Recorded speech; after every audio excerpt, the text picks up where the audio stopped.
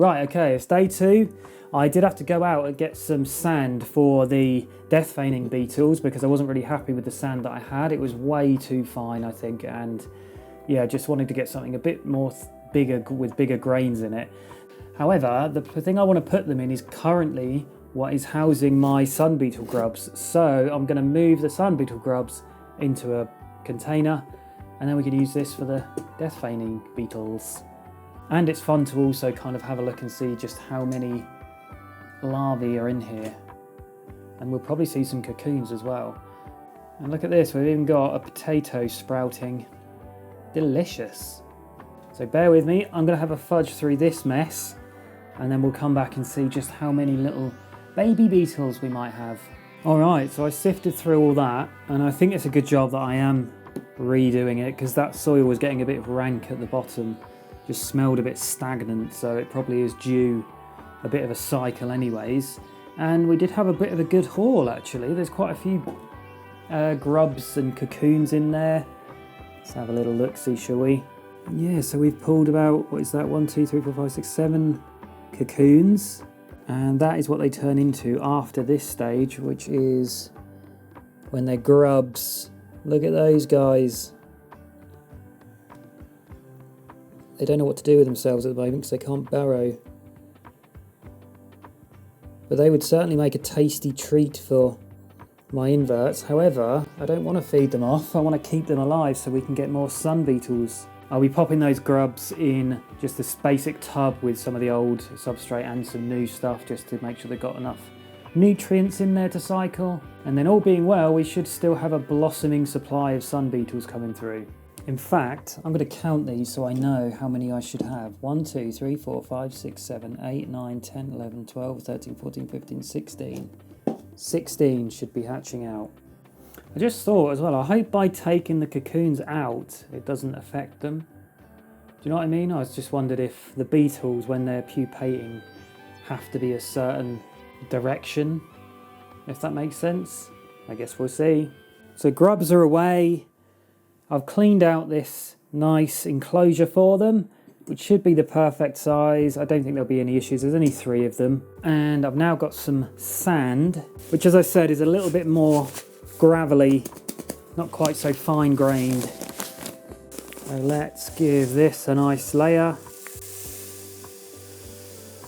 As I say, we don't need any moisture in here, so the drier the better.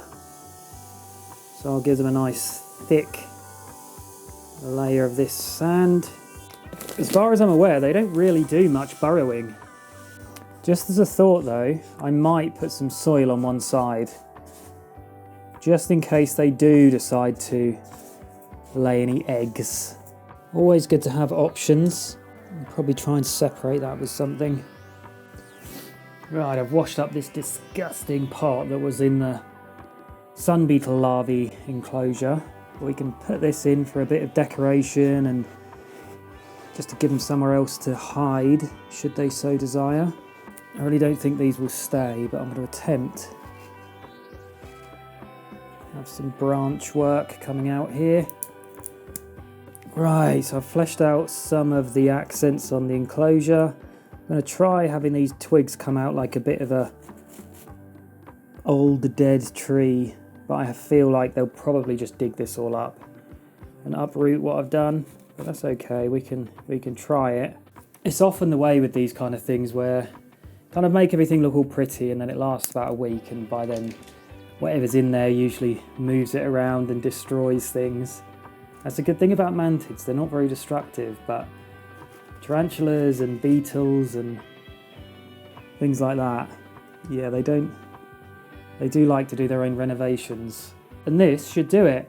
I don't even need a lid on here because they won't climb the glass, and the more ventilation the better because they need it to be dry in there. The soil will provide a very slight gradient. Obviously the enclosure isn't really big enough, so I don't know how much of an impact that would actually have, but at least they've got an option then of somewhere slightly moist. But these guys, I'll just feed them on dead insects, any sort of leftover flies. I've already given them some and they seem to love those and gobble those up. So any detritus, any fruits, vegetables, stuff like that, I'll give them a bit of a mixture because they're just scavengers, so they will just scavenge really whatever's in there.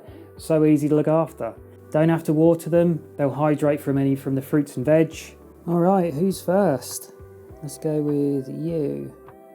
But as you can see, they've got this weird waxy coating on their shell, which does rub off.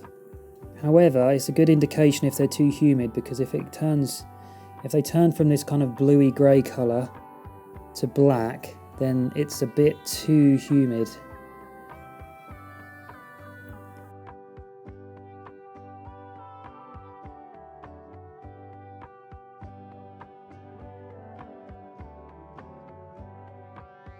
So hopefully now, look at him, he's waving goodbye.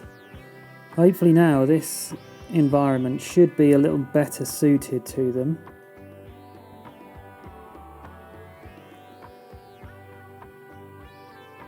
The grains are a lot bigger, but not so big that they can't dig if they want to.